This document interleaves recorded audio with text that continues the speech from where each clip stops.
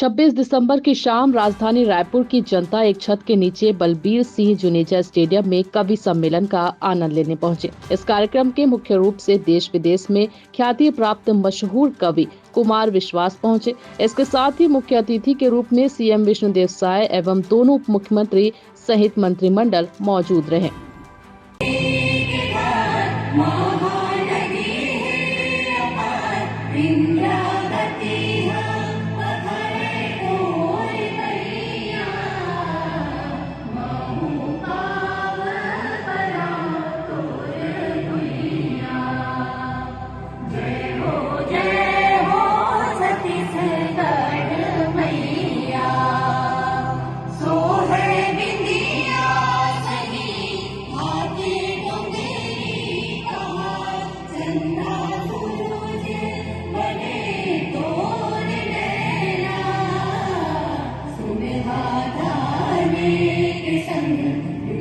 का दिन है।